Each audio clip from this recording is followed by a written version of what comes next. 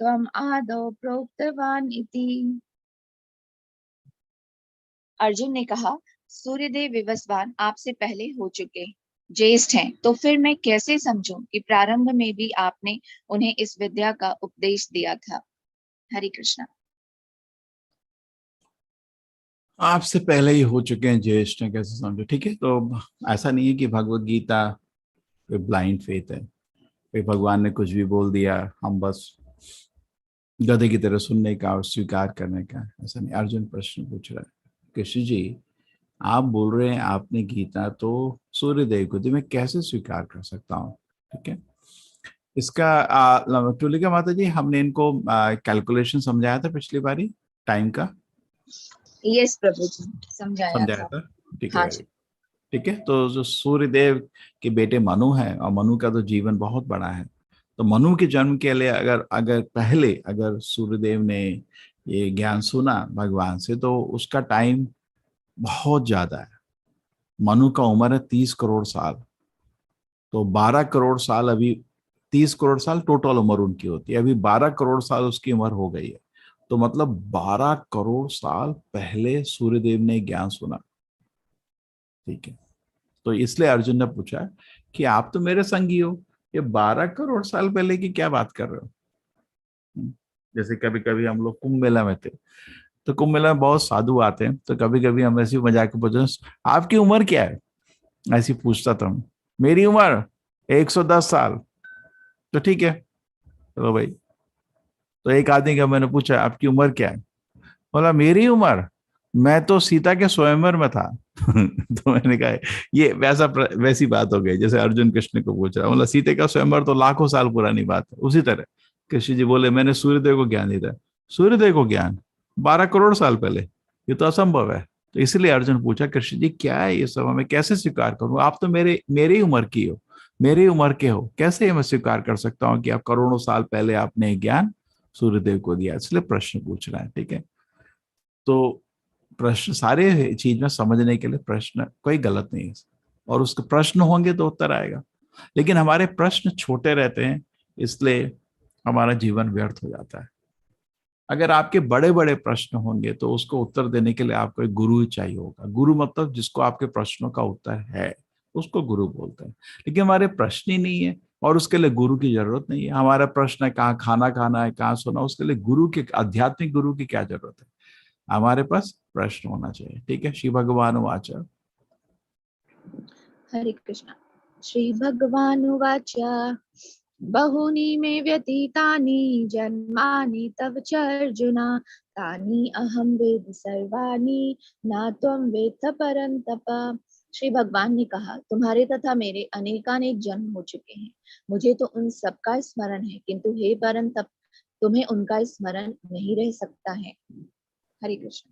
तो हमारा शरीर बदलता है। जैसे सपोज पिछले जन्म में आप अफ्रीका में थे, एक कुत्ता थे, इस जन्म वहां किसी ने आपको प्रसाद दे दिया, तो इस जन्म में मनुष्य बन गए भारत में।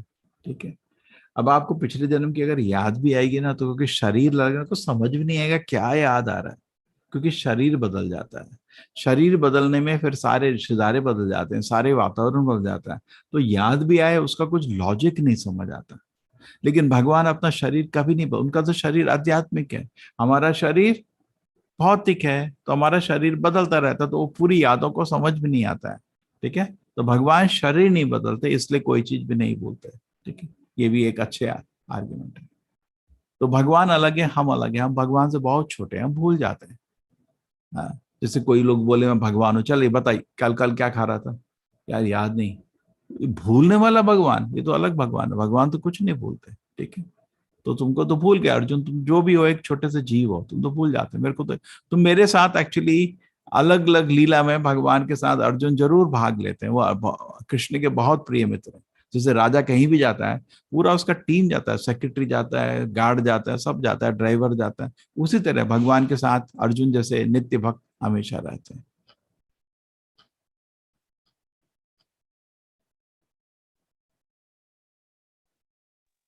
हरे यस। कृष्ण।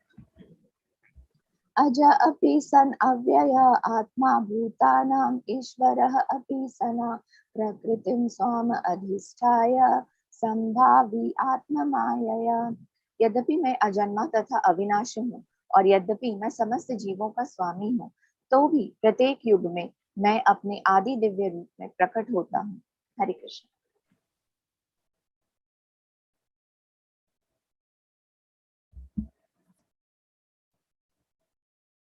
ठीक है, यदि मैं अजन्मा तथा अविनाशी, यदि मैं समस्त जीवों का स्वामी हूँ, प्रत्येक युग में अपने आदि दिव्य, ठीक है, अजो अपी। जैसे अभी कृष्ण जी अपनी डिवाइन नेचर, अपने दिव्य रूप का समझा रहे हैं।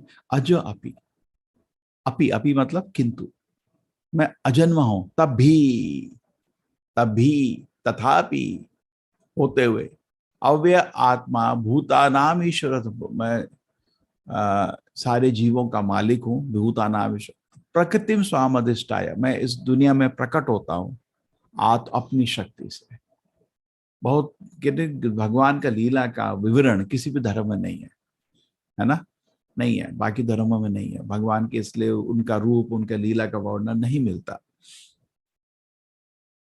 भगवान की चार चीजें, नाम, लीला, गुण, रूप, खाली नाम का विवरण बाकी धर्म में मिलता है, लेकिन उनके रूप, उनके लीला, उनके गुण का विवरण नहीं मिलता। पोस्ट ग्रेजुएट स्टडी है, इसलिए गीता भागवत दुनिया का पोस्ट ग्रेजुएट स्टडी। सारे धर्म अच्छे हैं, लेकिन डिटेल ज्यादा जानना है तो आपको गीता भागवत पढ़ना पड़ेगा। अजन्मा तथा विनाशित, लेकिन मैं अपने ही, तो लोग, कुछ लोग कभी कभी पूछा जाता है, भाई तुम लोग क्यों नहीं विवरण करते भगवान अवतार? नहीं, भगवान अवतार नहीं ले सकते। तो प्रभुपाद जी हंसने लगे, तुम कौन हो रोकने वाले? नहीं ले सकते, तुम यहाँ नहीं आ सकते। क्यों नहीं आएंगे? उनकी इच्छा आएंगे। तो कृष्ण जी बोल रहे मैं आता हूँ, हाँ आजा, मैं जन्मा हूं लेकिन तभी मैं आता हूँ, अपनी शक्ति से आता हूँ, जिस घर में चाहते हैं उधर आता हूँ, जिस माँ बाप को चाहता हूँ उनको सेलेक्ट करता हूँ। ठीक है, दिव्य रूप में इस तरह मैं प्रकट होता हूँ। ठीक है, वेरी नाइस। चलो, हरे कृष्ण। हरे कृष्ण। यदा यदा हि धर्मस्य ग्लानिर्भवति भारत, अभ्युत्थानम् अधर्मस्य तदात्मानं सृजाम्यहम्। हे भरतवंशी, जब भी और जहां भी धर्म का पतन होता है और अधर्म की प्रधानता होने लगती है, तब तब मैं अवतार लेता हूँ। हरे कृष्ण। ठीक है, धर्म का पतन होता है, अधर्म की प्रधानता होने लगती है, तब मैं अवतार लेता हूँ। तो ये बहुत फेमस है। तो धर्म की क्या परिभाषा? इधर हिंदू धर्म नहीं लिखा, खाली धर्म शब्द लिखा है। क्या परिभाषा है धर्म की? धर्म का पतन होने का मतलब क्या, क्या मतलब है? भगवान धर्म का हिंदू धर्म मतलब है भगवान को पाने का रास्ता। कह रहे हैं, तो भगवान के पाने के जो रास्ता है, उसके नियम है, उसके कानून है। जैसे जेल है ना, जेल का भी कुछ लक्ष्य होता है, एक हॉस्पिटल का भी लक्ष्य होता है। तो भौतिक प्रकृति का भी लक्ष्य है कि हम सुधरें और भगवान के चरण में जाएं, उसी को धर्म बोलते हैं। धर्मम तो साक्षात भगवत प्रणीतम, धर्म मतलब भगवान के आदेश। आजकल ना बहुत पॉपुलर हो गया है, Hinduism is a way of living. ठीक है, गलत नहीं, but way of living on the order of Krishna. आपके मन मनाए, मन घड़ंत को धर्म नहीं बोल सकते। तो हर आदमी बोल देगा ट्रैफिक लॉ मैं बनाता हूँ घर में बैठ के, नहीं ना, गवर्नमेंट बनाती है। शहर के भी कानून गवर्नमेंट बनाती है, देश के भी कानून गवर्नमेंट बनाती है। तो उसी तरह धर्म के कानून भगवान बनाते हैं। ठीक है, यदा यदा ही धर्म से ग्लानि, धर्म मतलब भगवान के दिए नियम, जिससे हमारी आध्यात्मिक प्रकृति होती है। अगर कोई इसको तोड़ रहा है, अगर दूसरों को भी प्रैक्टिस करने में बंधन कर रहा है, तो भगवान आके उसको करेक्ट करेंगे। जैसे जेल में नियम होते हैं, जैसे जिससे पेशेंट, जो प्रिजनर्स हैं, धीरे धीरे सुधरते हैं, ताकि एक दिन, जेल का ये लक्ष्य छोड़िए ये लोग हमेशा यहाँ रहे, ये है कि इनको 5 साल 7 साल की जो सजा है, उस समय एक सभ्य पुरुष बने। लेकिन आप सभ्य पुरुष बनने के नियम फॉलो नहीं करने दे रहे, वहां भी लड़ाई कर रहे हो, वहां भी डकैती हो रही, वहां भी चोरी हो रही। जैसे अभी नहीं होता, जेल में चाकू से मार दिया था किसी को, तो वो भी इधर तो आर्मी अंदर आ जाती है। ठीक है, तो भगवान भी उसी तरह दुनिया में आ जाते हैं ठीक करने, बिकॉज दुनिया को उन्होंने एक पर्पज से बनाया है। तो अगर वो डिस्टर्ब हो रहा है तो उसको ठीक करने आ जाता है। तो अब मैं अवतार लेता हूँ, ठीक है, अपनी इच्छा से अवतार लेता हूँ। आत्म आया,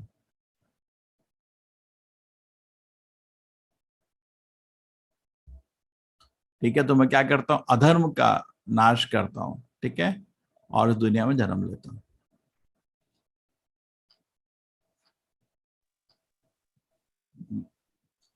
हरे कृष्णा।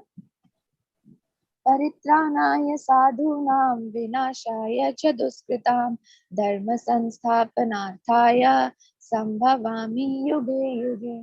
भक्तों का उद्धार करने, दूसरों का विनाश करने तथा धर्म की फिर से स्थापना करने के लिए मैं हर युग में प्रकट होता हूँ। हरे कृष्ण।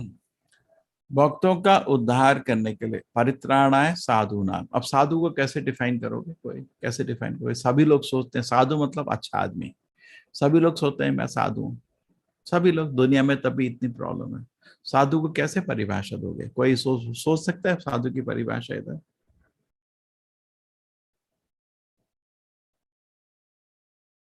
जो हमें कृष्णा के बारे में बताएं, जो कृष्णा के बारे में हमें ज्ञान दें।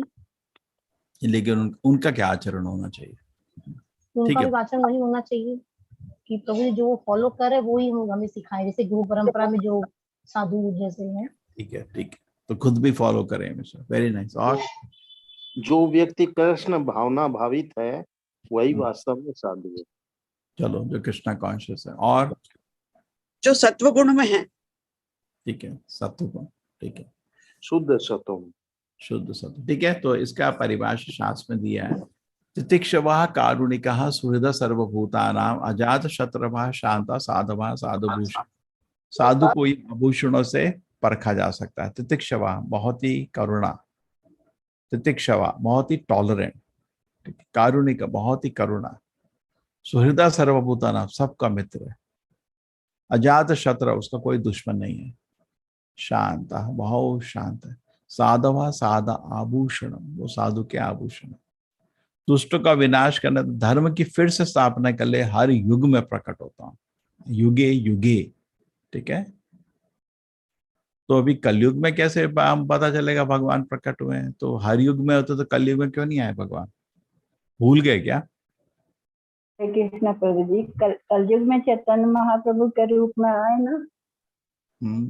कैसे मालूम? क्या प्रमाण है? श्लोक बताओ।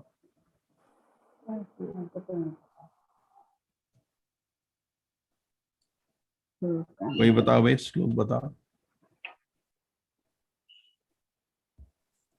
हरि नाम महामंत्र दिया प्रभु ने 500 वर्ष पूर्व, लगभग 5000 वर्ष। चलो वो तो ठीक है, लेकिन आप प्रमाण दीजिए, श्लोक बताइए मेरे को। युगे युगे 2 बार बोला है, एक द्वापर युग एक कलयुग। हरे कृष्णा। श्री कृष्ण चैतन्य राधा कृष्ण नाही अन्य। कृष्ण वर्ण तृषा कृष्णम संगोपांगा पार्षदम। कृष्ण वर्ण तुषा कृष्ण संगोपांगा सपाशदम यज्ञ संकीर्तन प्राय यजंति ही सुमेधसा। Very nice. सबसे प्रमाणों में से सबसे बड़ा प्रमाण भागवत का होता है, बिकॉज सबसे महत्वपूर्ण और सबसे शक्तिशाली ग्रंथ भागवत है। अगर भागवत में कोई चीज लिखी है तो सारे वेद के प्रमाणों से सर्वोत्तम माना जाता है। ठीक है ना, भागवतम तो वेद का भाष्य वेद व्यास द्वारा सबसे बड़ा प्रमाण है। तो आपने भागवतम को हमेशा पहले कोट करने का बहुत अच्छा किया। ठीक है, ये आपके हैं जो कोटेशंस। ठीक है, प्रेडिक्शन चैतन्य महाप्रभु के अपीयरेंस के। देखिए, ओके चलो शुरू करते हैं। कृष्ण वर्णम तुषार कृष्णम संगोपांगा सर्पा 11.532 श्रीमद् भागवतम। कृष्ण वर्णम वो कृष्ण के ही वर्ण के हैं, चातुर्वर्ण मया सृष्टम। दूसरा मतलब कृष्ण का नाम उनके मुंह में हमेशा कृष्ण वर्णम। त्विषा अकृष्णम, लेकिन उनका कलर कृष्ण का नहीं है। संगो पांगा अस्त्र पाशदम, बहुत तरह के संगियों के साथ आते हैं। यज्ञ संकीर्तन प्राय, और संकीर्तन यज्ञ शुरू करते हैं। यजंती ही सुमेधसा, सारे बुद्धिमान लोग उसको स्वीकार करते हैं। अच्छा है, सुमेधसा। आप सब लोग जो कोर्स अटेंड कर रहे हैं सुमेधसा है। पहला श्लोक पहले तो आपको समझ आ गया। चलो अगेन भागवतम में 7वें खंड में प्रहलाद महाराज नरसिंहदेव को बोलते हैं कि कलयुग में आप छुपे आते हैं, आप भगवान के रूप में नहीं आते, भक्त के रूप में आते, छुपे आते हो, इसलिए आपका नाम त्रियुग है। छन्नव कलो यदा बाबा त्रियुगो अतसस्तम। बहुत लोग जब उनको बोलते हैं कलयुग में भगवान आए और बहुत सुंदर उन्होंने लेकर, अरे नहीं शास्त्र में लिखा भगवान का नाम तो विष्णु का नाम त्रियुग है, कलयुग में नहीं आते, ऐसा लोग बोलते हैं। लेकिन प्रहलाद महाराज क्लैरिफाई कर रहे हैं क्योंकि कलयुग में छुपे आते हैं, आते हैं कलयुग में छुपे छुपे, मतलब जैसे भक्त के रूप में चैतन्य महाप्रभु, इसलिए उनका नाम त्रियुग है। This is Chaitanya Charitamrita coated है। हाँ, शुक्ल रक्ता पीता वर्णा यही तीन द्युति, सत्य तीर्था कली काले धारे न स्त्री पीती। ये आपका थोड़ा इलाज दूसरे में था, कलर की वजह से बता सकते हैं। ये है आपका आदि पुराण में एंड नारद पुराण में भी। अहम एवा द्विज श्रेष्ठ नित्यम प्रच्छन्न विग्रह भगवत भक्त रूपेण लोक रक्षाम सर्व। ठीक है, मैं एक ब्राह्मण के घर में द्विज श्रेष्ठ, ब्राह्मण क्षत्रिय वैश्य तीनों द्विज होते हैं, तीनों दीक्षा लेते हैं, सबसे सर्वोत्तम ब्राह्मण है, तो द्विज श्रेष्ठ नित्यम प्रच्छन्न विग्रह भगवत भक्त रूपेण, भगवान के भक्त रूप में प्रकट होता और दुनिया की सुरक्षा करता हूं।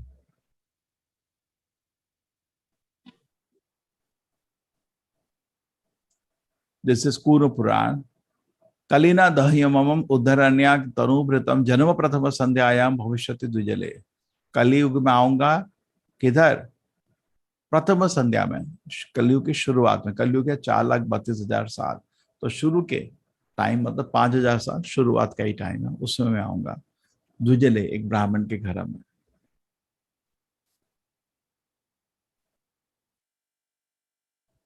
चैतन्य महाप्रभु भक्तों के साथ। कलिन दह्यमम सिमिलर गरुड़ पुराण है, परित्यंत अनुवृतम जन्म प्रथम संध्याएं करिष्यमि द्विजे। Similar quotation. माँ बाप का नाम। अहम पूर्ण भविष्यामि युग संध्या विशेषतः मायापुरे नवद्वीप भविष्यामि सची सुता। माँ का नाम आ गया अभी। ठीक है, मायापुर नवद्वीप जन्म का स्थान भी आ गया। ठीक है, युग संध्या, दो युग, द्वापर युग कलयुग की जो संध्या है, जो ज्वाइनिंग टाइम है, उसके समय आया हूं मैं। सब कुछ फिट हो रहा है कि चैतन्य महाप्रभु प्रकाश सरस्वती के साथ। कले प्रथम संध्यायाम, कौन सा पुराण है? गरुड़ पुराण। लक्ष्मीकांत भविष्यति, लक्ष्मीकांत बीवी का नाम भी आ गया, लक्ष्मी प्रिया, लक्ष्मीकांत। दारू ब्रह्म, सन्यास लेंगे, बहुत रेयर है, भगवान सन्यास बहुत कम टाइम ऐसे लेते हैं। जनरली भगवान तो प्रचार के लिए आते हैं और या शक्ति दुष्टों को नाश करने आते हैं। सन्यास लेना कम है, सन्यास में लूंगा, गोल्डन मेरा फॉर्म होगा। दारू ब्रह्म मतलब wooden form of the Lord, Jagannath के साथ रहूंगा, समीपस्था है। लक्ष्मीकांत, मेरी बीवी का नाम लक्ष्मी, उनका बीवी का नाम लक्ष्मी प्रिया। प्रथम संध्या कलयुग की शुरुआत में। फिर मैच हो गया।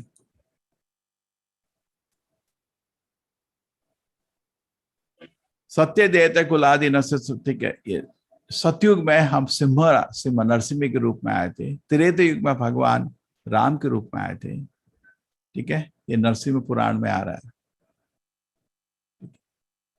तो सतयुग में जैसे भगवान आए थे नरसिंह रूप में, त्रेता युग में आए थे राम के रूप में, रमयति नमकितः। उसी तरह कलयुग द्वापर युग में गोपाल की तरह आए थे, और कलयुग में आएंगे चैतन्य नाम प्रभु, उनका नाम रहेगा श्री चैतन्य महाप्रभु। और क्या चाहिए आपको? हो गया सारे प्रोडिक्शंस फिट।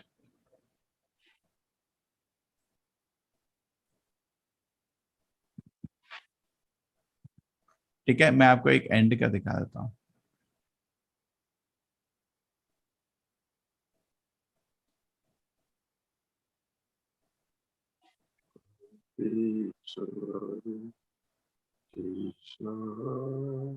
ये देखो एक और।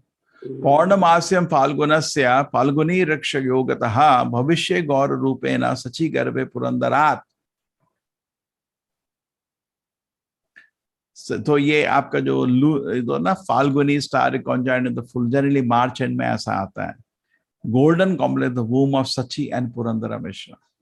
ठीक है, तो पिता माँ बाप का नाम और महीने का नाम और उस तिथि का नाम भी दिया हुआ।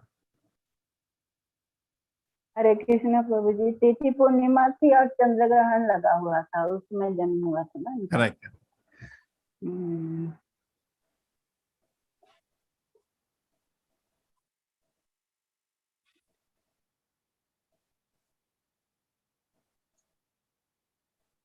ये देखिए, अब ये लास्ट में आप कोट करना चाहूंगा अथर्ववेद से। इसमें है चतुर्सहस्रावपरि पंचसहस्राभ्यंतरे, 4,000 साल बाद और 5,000 साल पहले भगवान आए, बीच में 4,500 ईयर्स अथर्ववेद में दिया। तो ये तो, और टाइम भी इससे स्पेसिफिक क्या चाहिए था। चैतन्य महाप्रभु कलयुग के शुरुआत के 4500 साल बाद आए थे। ठीक है, ये एक बहुत इंपॉर्टेंट कोट आपको दिख रहा है। ओके, तो इससे आप कंक्लूड कर सकते हैं। कुछ प्रश्न है इस चीज पे? हरे कृष्णा प्रभु जी, इस पे प्रश्न तो नहीं है सर प्रभु जी, लेकिन कल्कि के बारे में भी बता दें थोड़ा, कल्कि अवतार के बारे में। अभी नहीं, कलयुग के एंड में है ना, अभी 4,27,000 साल बाद। तो प्रभु जी लॉर्ड कृष्णा कलयुग में 2 बार अवतार लेने वाले, बाकी सभी युग में तो 1 बार अवतार लिए थे ना।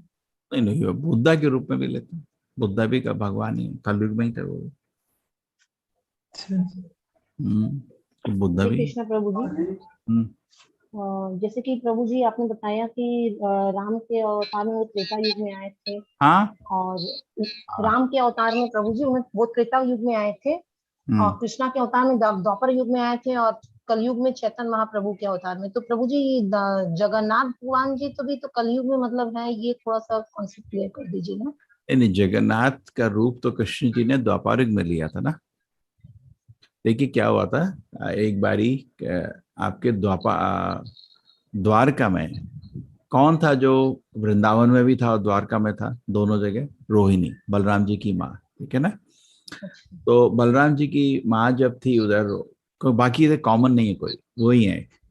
तो सबने, सारी कृष्ण की रानियों ने बोला कि कृष्ण के बचपन के बारे में हमको सुनने का बहुत मन है ना, बहुत प्रेम करती थी कृष्ण को। उन्होंने बोला ठीक है बताऊंगा, लेकिन एक चीज है, कृष्ण को नहीं सुनने का। अगर कृष्ण जी बचपन की अपनी लीला सुनेंगे ना, इधर नहीं रहने वाला, सीधे वो वृंदावन वासियों को इतना प्रेम करते हैं, सीधा वहीं चले जाएंगे।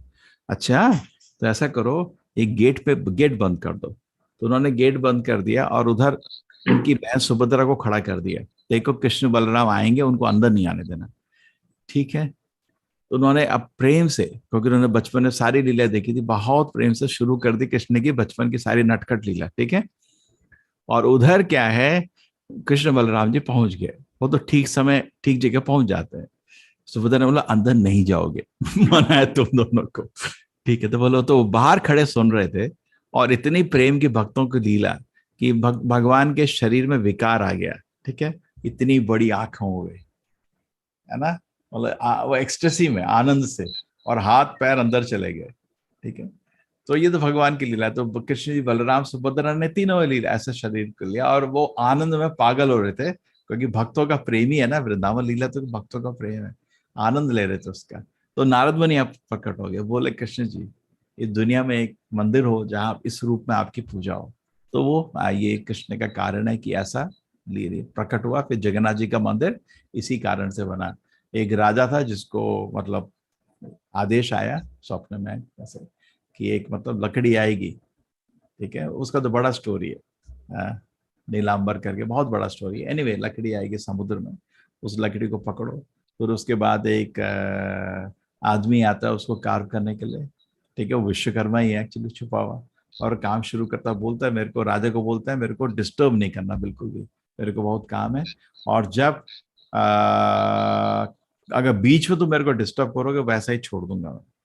ठीक है, तो उसने काम करना शुरू कर दिया, और राजा और रानी हर दिन थोड़ा दरवाजे में आवाज सुनते थे और चले जाते थे। तो एक दिन है, कोई आवाज, कोई है ही नहीं, कोई आवाज ही नहीं आ रही।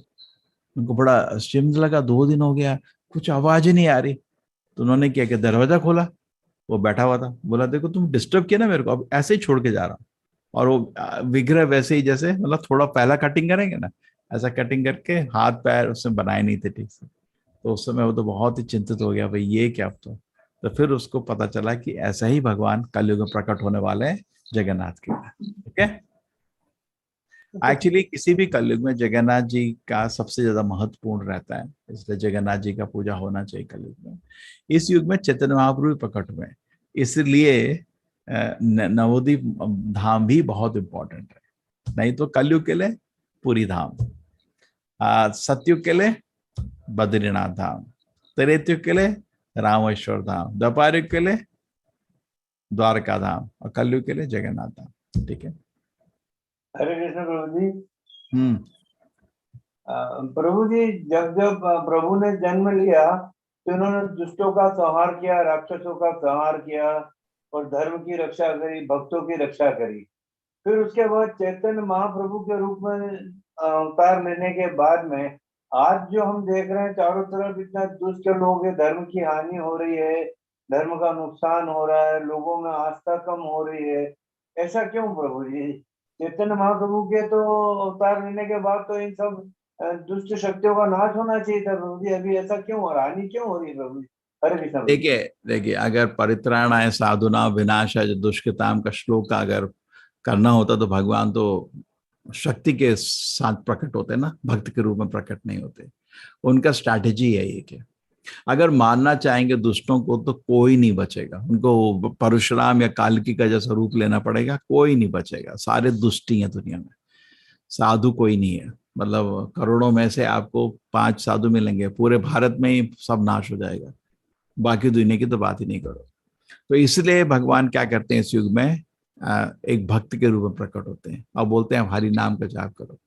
तो हरि नाम का जाप करने से जो हृदय में राक्षस सबके दिल में बैठा हुआ वो चला जाएगा। ठीक है ना, समझ आ गया? हृदय का राक्षस का नाश हो जाएगा, तो वही सबसे अच्छा है ना। दुष्ट का नाश करने से चाहे उसके दुष्ट प्रवृत्ति का नाश करना ज्यादा बेटर है। करेक्ट? हरे कृष्ण मास्टर। हाँ, दुष्टों का नाश करेंगे तो बचेगा कौन? सब मर जाएंगे।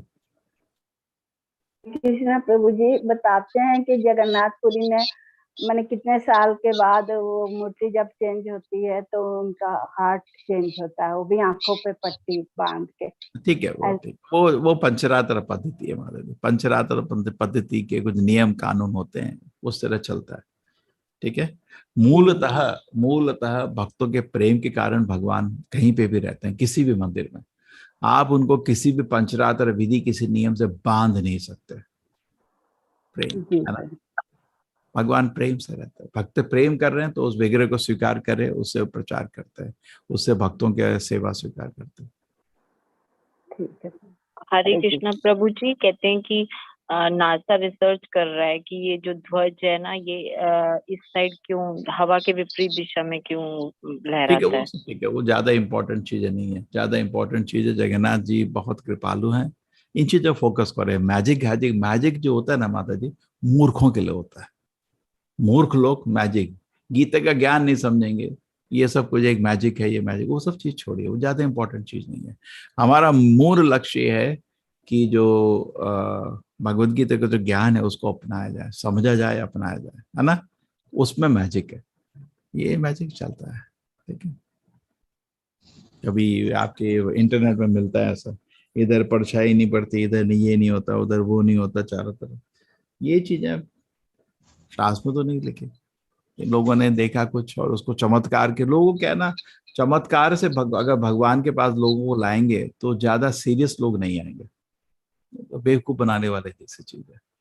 ठीक है, इन चीजों में ध्यान नहीं लगाइए, ध्यान इसमें लगाइए जगन्नाथ जी का कितना कृपा वाला रूप है, जो कोई अपराध ही नहीं लेता है, इसलिए उनको हृदय से देखिए, हृदय में आपको प्रेम करने की शक्ति है, तो आप भगवान को प्रेम करके देखो ना जरा। नहीं, लोगों को प्रेम देते हैं हम, बच्चों को प्रेम देते हैं, हस्बैंड को प्रेम देते हैं, दुनिया को प्यार देते हैं, लोग खाली दिल तोड़ते हैं।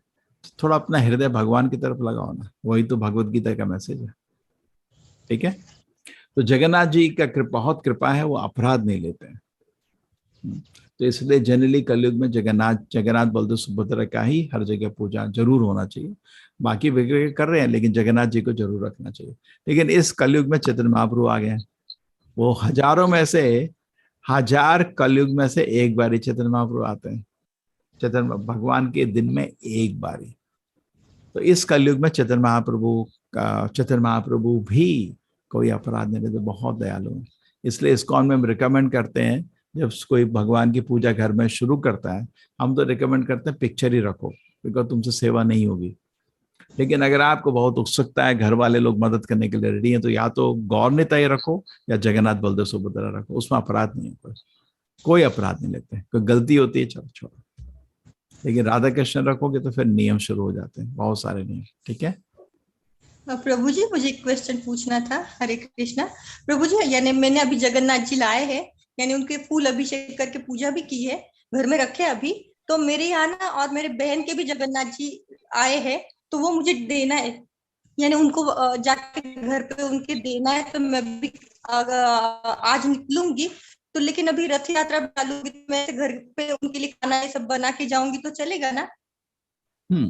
जगन्नाथ जी देखो क्या है माता जी, विग्रह आने में सेवा बन जाती है, ठीक है ना।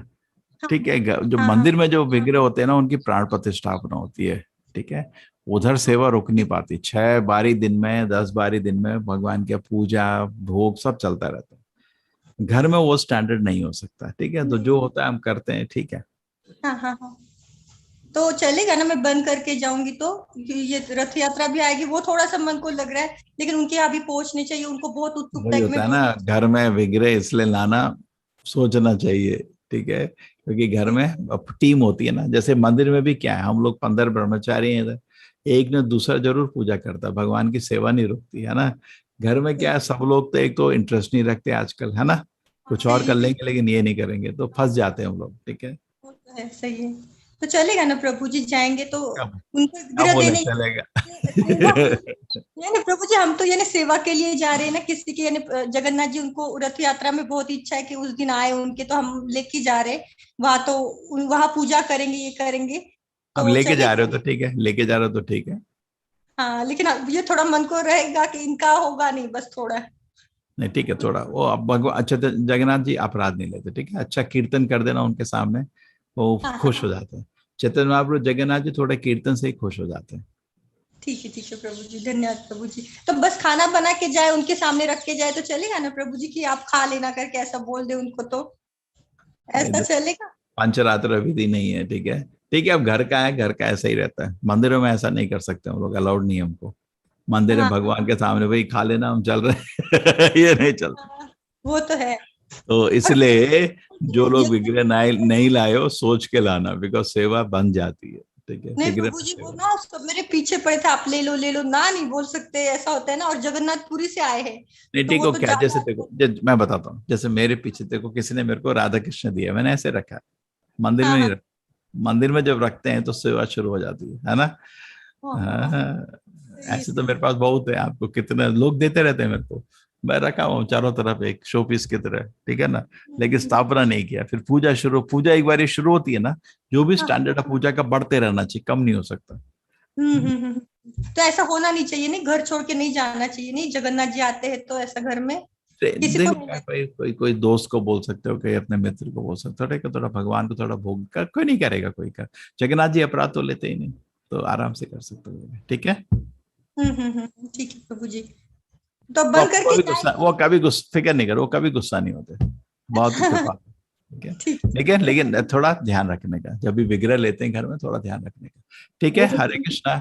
प्रणाम। ये पंचरात्रिक विधि क्या है? देखिए 2 विधि आती है भगवान की सेवा की। एक तो होती है भागवत विधि, जैसे भागवत विधि आप हरि नाम का जाप कर रहे हैं, ठीक है, कीर्तन कर रहे हैं, भागवत पढ़ रहे हैं, किसी को अभी जैसे हम लोग स्मरण भगवान के बारे में सोच रहे हैं, श्रवणम कीर्तनम स्मरणम, नवविध भक्ति है ना, भक्ति 9 तरीके होती है। श्रवणम कीर्तनम स्मरणम पहले 3 भागवत विधि है, इसमें ना कोई नियम नहीं, कोई कानून नहीं है। कभी कोई होता ना रिश्तेदार मर गया, ये हो गया, कोई फर्क नहीं, आराम से भागवत विधि चलते रहती है। किसी भी कंडीशन में भागवत विधि को कर सकते हैं, कोई नियम नहीं, ठीक है। कहीं पे भी नहाया नहीं नहाया, उठे नहीं, बिस्तर में भी कहीं पे भी कर, भागवत विधि के लिए कोई नहीं। पंचरात्र की विधि शुरू होती है अर्चना से, जब भगवान के विग्रह की जब पूजा शुरू होती है, तो उसमें वो भी इंपॉर्टेंट है, क्योंकि उससे हमारा मन हृदय पवित्र होता है। पंचरात्रि का विधि, तो पंचरात्रि का विधि में भगवान के विग्रह की सेवा रहती है, उसके लिए नियम होते हैं। आप खुद सोचो, जपा करने के लिए तो बैठ के बिस्तर में ही जप कर सकते हैं, लेकिन भगवान के विग्रह को अगर आपको नहलाना है तो पहले खुद नहा के आओ, स्वच्छ कपड़े पहनो, है नहीं, ये आप सब जानते हैं ना। ये होती पंचरात्र विधि में नियम बन जाते हैं, ठीक है। ठीक है माता जी। अर्चनम दास्यम पाद सेवनम। ठीक है प्रभु जी, थैंक यू। प्रभु जी और यज्ञ करना पड़ता है प्रभु जी, यानी हम जगन्नाथ जी को लाते तो यज्ञ करते तभी उनकी प्रतिष्ठापना होती है, ऐसा कुछ होता है क्या प्रभु जी? प्रतिष्ठापना होती है प्रेम से, ये सब तो प्रोसेस है, मेन चीज प्रेम से। भगवान कहीं भी प्रकट होते हैं प्रेम से, अगर आपका प्रेम है तो भगवान वहां प्रकट है। देखिए पिक्चर ऑफ विग्रह में यही फर्क है। पिक्चर मतलब आपका विश्वास है तो भगवान आपको रेसिप्रोकेट करेंगे, नहीं तो पिक्चर एक पिक्चर की तरह आप पीठ पे लगा के बैठ सकते हो, अपराध नहीं होता। लेकिन भगवान के विग्रह जिसकी सेवा हो रही है प्रेम से, पीठ लगा के बैठोगे अपराध हो जाता है। सही सही, धन्यवाद प्रभु जी। प्रभु जी जैसे राधा कृष्ण आपके पीछे हैं, विराजमान है, मैंने स्थापना नहीं करा ऐसे ही, वो तो प्रभु जी उनको भोग लगाने की सबको भोग लगाने की आवश्यकता तो नहीं है ना प्रभु जी? नहीं, अभी कहा मैंने पूजा शुरू कहाँ करी, वो तो मार्केट से किसी ने मेरे को ऐसे कर सकते हैं ना प्रभु जी, मतलब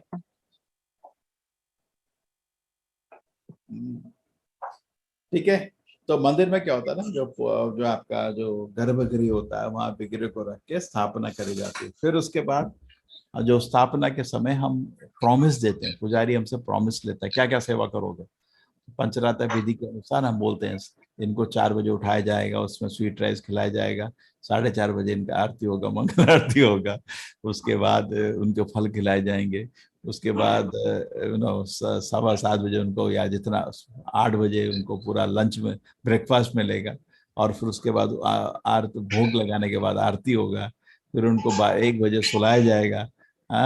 ऐसे कर करके 12 बजे फिर बड़ा लंच लगेगा, फिर उनको फिर आरती होगा। ऐसे कर करके पूरी सेवा आपको बन जाते हो, वो रुक नहीं सकती किसी भी हालत में। ठीक है, वैसे उसको बोलते हैं स्थापना। हरे कृष्ण प्रभु जी। प्रभु जी अगर अभी मंदिर में विग्रह रखे हुए हैं और अगर हम उनकी जगह तस्वीर फोटो भगवान के रखना चाहे तो जो विग्रह जिसकी पूजा करें तो उनका क्या करें प्रभु जी, उनको किस रूप में पूजा करें? और क्या जगन्नाथ जी का वो विग्रह रख के हम शुरू कर सकते हैं प्रभु जी? देखो अगर कुछ नहीं है तो मेरी विनती रहेगी घर में पिक्चर ही बेटर रहता है, बिकॉज हम लोग मंदिर क्योंकि हम लोग सेवा नहीं कर पाते घर में। ठीक है ना। देखिए जब आपको दीक्षा होती है, पहली दीक्षा दूसरी दीक्षा होती है, तो विग्रह की सेवा तब शुरू करते हैं। विग्रह की सेवा ऐसे नहीं शुरू होती। विग्रह की सेवा के लिए आपको ब्राह्मण दीक्षा होनी चाहिए। विग्रह की सेवा कौन करता है? ब्राह्मण करता है ना, करेक्ट। तो हम लोग आपको ब्राह्मण बनाने के लिए रेडी हैं। इस्कॉन में तो कोई किसी को भी ट्रेनिंग मिलके ब्राह्मण की दीक्षा भी मिलती है। सारे 7 गायत्री मंत्र मिलते हैं अलग अलग भगवान की सेवा के लिए। तो भगवान की सेवा करनी है तो गुरु की अनुमति चाहिए होती है, उसको बोलते हैं ब्राह्मण दीक्षा। ठीक है ना। अभी प्रभु जी, हाँ जो विग्रह अभी रखे हुए हैं उनका क्या करें प्रभु जी? वो दूसरा प्रश्न है। मैं ये प्रश्न नहीं बोला, मैं बोला कैसे करना है। ठीक है, अब ये तो अब क्या है ना, भारतीय संस्कृति है, तो इसके चक्कर में कहीं भी जाते हैं हम लोग, मथुरा गए चलो कृष्ण का विग्रह ले आए, द्वारका गए और क्या कहते जगन्नाथपुरी गए जगन्नाथ ले आए, रामेश्वर कहीं भी गए तीर्थ में कुछ एक दो विग्रह ले आते हैं। नहीं, कभी मार्केट गए बड़ा सुंदर दिखा, अरे उठाए राधा कृष्ण, चलो ले चलो घर। ठीक है, जैसे मेरे सामने इधर रखा ऐसे चलता है। ठीक है, लेकिन मंदिर में रख के जो पूजा करना उसके लिए थोड़ा ध्यान रखना। ठीक है, उसके नियम होते हैं। अब जो हो गया अब उसको तो करेक्ट करना मुश्किल है। आप ऐसा नहीं है कि एक बार आप मंदिर में रख लिया आप निकाल नहीं सकते। ठीक है, जो सेवा हो सकता है करिए। जो शुरू से कर रहा है उसको क्या करें? हाँ वही तो, जो अब उसको तो कम, आप कभी भी सेवा रोक नहीं सकते ना ही कम कर सकते हैं, सेवा बढ़ाई जा सकती है। सेवा बढ़ाई जा सकती है, सही बात। कम नहीं कर सकते आप। ठीक है, अब शुरू हो गया। ठीक है, जो भी करते करो आप, लेकिन कोशिश करो कि 16 माला जप करिए। ठीक है, 16 माला जप करेंगे तो आपको उसके बाद दीक्षा मिलेगा, उसके बाद ब्राह्मण दीक्षा होगा, उसके बाद आप अच्छे से सेवा कर सकते हो पूरे पवित्र मन से। ऐसा नहीं कि हम लोग एक ब्यूरोक्रेटिक सेटअप बना दिया, नहीं। जब हरि नाम का जाप ढंग से होगा तो मन पवित्र हो जाता है, फिर उस खुश और ध्यान एकाग्र मन से भगवान के विग्रह की सेवा होगी, अच्छे से होगी। ठीक है ना जी प्रभु, 84 से कर रही हूँ मैं तो। प्रभु जी हम जैसे कुछ भी खाते हैं तो राधे कृष्ण को भोग लगाते हैं तो घर वाले पागल समझते हैं प्रभु जी हमें, ऐसे तुम हर चीज भगवान के पास ले जाते हो। क्या कर सकते, मूर्खों के बीच में रहेंगे तो क्या कर सकते कुछ कर्म होंगे हमारे, मूर्खों के बीच में रहना है, क्या कर सकते हैं। ठीक है, थोड़ा हमेशा थोड़ा घमंड नहीं दिखाइए, नम्र होइए तो अच्छा रहेगा। क्योंकि क्या होता है कभी कभी लोग इतने व्याकुल होते हैं कि आपको अलाउ भी नहीं करेंगे। उनको 5 मिनट वेट करना मुश्किल, असंभव हो जाता है। अरे भूख लग रही है, तुम क्या कर रहे हो, तुम्हारी ये घंटी बज रही है। तो इसलिए थोड़ा जल्दी बना लीजिए, ठीक है। थोड़ा ऐसा किए तो कि व्याकुल लोग थोड़ा तंग ना करें, ठीक है ना। हरे कृष्णा प्रभु जी, एक मेरा भी प्रश्न है। प्रभु जी, जहाँ पर सेवा, जैसे विग्रह अर्चा विग्रह है तो उनकी सेवा रुकनी नहीं चाहिए, होती रहनी चाहिए। और दूसरा की जो 16 माला का जप है, तो अभी जैसे मॉर्निंग ब्रह्म मुहूर्त में कहते हैं ना कि उस समय हमें कोशिश करनी चाहिए कि हम अपने 16 राउंड्स कंप्लीट कर लें। लेकिन ब्रह्म मुहूर्त में ही भगवान की आरती का भी समय होता है, फिर आरती के बाद उनका स्नान और श्रृंगार का समय होता है। तो मंदिर में क्या करते हैं बताओ। तो सेम प्रॉब्लम हमारे पास भी है ना, आपके पास भी, मेरे पास। पुजारी लोग जो होते हैं मंदिर में, वो लोग सुबह के टाइम भगवान की सेवा करते हैं विग्रह के, और फिर प्रसाद लेके बैठ जाते हैं जप करने के लिए। 10 से 12 उनको 1 बजे तक जब खत्म कर लेते हैं, ठीक है ना। तो प्रभु जी, अगर घर में विग्रह है तो फिर उस समय हमको मंगल आरती और फिर स्नान और श्रृंगार करना चाहिए कि मंगल आरती के बाद जपा के लिए बैठना चाहिए? मतलब एक गृहस्थ को कैसे घर में जो अगर आप ऑलरेडी पूजा शुरू करते हैं तो रुकना नहीं चाहिए। तो लेकिन घर में जो है आपको थोड़ा वो मंदिर का जैसा इलाबरेट नहीं करते ना हम लोग, आधा घंटे में हो जाता है। कितना देर लगता है आपको नहा के कपड़े पहनने में? आधा घंटा। भगवान को नहलाने कपड़े पहने में आधा घंटा ही लगना चाहिए ना। कितना देर लगता है? लोग स्लो भी है ना, कितना देर लगता है? 2 धोती लगाने का, फट फट फट। तो सेवा और माला भी आनंद आता है। जो विग्रह की सेवा करते हैं उसमें भी पवित्रता आती है ना, हृदय को आनंद। जी प्रभु जी, तो अगर हमने सेवा चालू कर दी है पहले से, तो फिर पहले हमें सेवा करके माला करना चाहिए? या वो आप अपना प्लान करिए। देखिए क्या होता है कि उसमें आरती रहेगी, आरती के पहले उनको ड्रेस हो जाना चाहिए, है ना। जैसे जनरली हम लोग नहाते हैं तो भगवान का विग्रह घर में रखे और उनको नहीं नहलाए, ये कैसे हो सकता है? उनको भी तो नहलाने का ना। लेकिन फिर वही मैं पूछ रही हूँ प्रभु जी कि फिर उनके नहलाने का, उनके श्रृंगार आरती का फिर तो एक समय निर्धारित है ना कि वो मॉर्निंग में होना चाहिए। तो फिर वो समय हमें, मुझे मतलब जपा के लिए देना चाहिए या फिर भगवान की सेवा करनी चाहिए?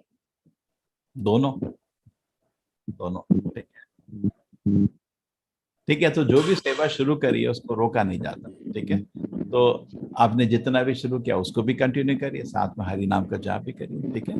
थोड़ा फास्ट करिए। हम तो इतना बड़ा श्रृंगार 1 घंटे में कर लेते हैं, तो आपको तो घर में तो सिंपल है ना, 15 मिनट आधे घंटे में। निरादर होके नहीं, थोड़ा फास्ट कर सकते हैं। ऐसा नहीं कि, मेरे को याद है जब मैं मंदिर ज्वाइन किया था यही संकट मेरे को था, क्योंकि कुछ टाइम बाद मैं ब्राह्मण दीक्षा मिली और मैं सुबह सुबह विग्रह की सेवा के लिए जाता था। तो मेरे को जप भी करना है, तो मैं बहुत तेज करता था, जप करना है। तो पुजारी, जो हेड पुजारी था, बहुत ही नम्र था। प्रभु जी, भगवान का विग्रह, थोड़ा थोड़ा ध्यान से करिए। ऐसा भी नहीं करने का, ठीक है। ये नहीं कि विग्रह गिर गए सब। तो दोनों एक्चुअली पंचरात्र विधि, भागवत विधि दोनों साथ चलते हैं, तो हमारा प्रगति अच्छा रहता है। अभी जनरली क्या होता है, मुश्किल होता है, इसलिए भक्त लोग, जैसे हम लोग ऑनलाइन आप देख सकते हैं आरती, या मंदिर, घर के पास कहीं मंदिर चला गया उधर आरती देख ली। जिसके पास विग्रह नहीं है, विग्रह नहीं लाओ। देखो कितनी प्रॉब्लम हो रही है। एक पिक्चर रखी है, पेंटिंग रखी है, तो कितना 1 सेकंड में क्लीन हो जाता है, उसमें गार्डन लगा दिया, 2 मिनट का काम। विग्रह में कितना सेवा रहता है, ठीक है।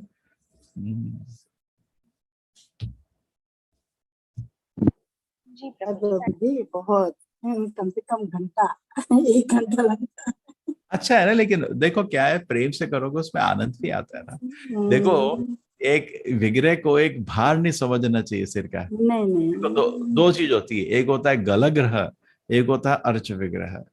गलग्रह मतलब एक सिर में ठहरे ये दे दिया मेरे को, अब मैं इसका क्या करूं, अब तो मेरे सिर में फंस गया ये, ठीक है। तो ऐसा नहीं सोचना चाहिए कभी भी। उसको बोलते हैं अर्च विग्रह। उसकी पूजा से अपनी आध्यात्मिक, और क्या होता है ना, कभी कभी आप विग्रह की जो पूजा कर रहे हैं उसमें भजन गा सकते हैं, उसमें कुछ प्रवचन सुन सकते हैं, तो आपको नेगेटिव नहीं होगा, वो भी पॉजिटिव लगेगा। या तो जो पूजा सेवा होती है उसमें समय भी कुछ आप भजन और प्रवचन सुन सकते हैं, आपको आनंद ही रहेगा उसमें भी, ठीक है। बिकॉज जनरली मन तो फ्री रहता है और बार बार करते हुए तो बिल्कुल याद रहता है, किट किट किट किट ये कर रहे हैं। अब जैसे भगवान को ड्रेस कर रहे हैं, साथ में एक पूरा लेक्चर सुन सकते हैं आराम से, है ना। जी। एक्चुअली मेरे हस्बैंड को बहुत शौक था, उन्होंने सारी मूर्तियां करा रखी थी, फिर वो करना पड़ता है, छोड़ तो सकते नहीं। ये अच्छा है, उसमें नुकसान क्या है अपने को, क्या है ना, देखो भागवत विधि आपकी जो है थ्योरेटिकल है, पंचरात्र का विधि प्रैक्टिकल है। जी प्रभु। हरे कृष्ण। यस मीरा माता जी। हरे कृष्ण प्रभु जी। प्रभु जी मेरा एक प्रश्न है कि सन 1999 में 92 में मुझे मेरे घर के प्रतिष्ठा पे कृष्ण राधा की मूर्ति किसी ने गिफ्ट दी थी, मैंने उसको मंदिर में रख दिया। बड़ी मूर्ति है कृष्ण जी की, 1-1 फुट की है, लेकिन उस समय मुझे कोई ज्ञान नहीं था, मैं बस हाथ जोड़ती थी और पूजा करती थी। वो सिर्फ किसी तीज त्योहार पर उनका स्नान कराकर कपड़े बदलवाती थी।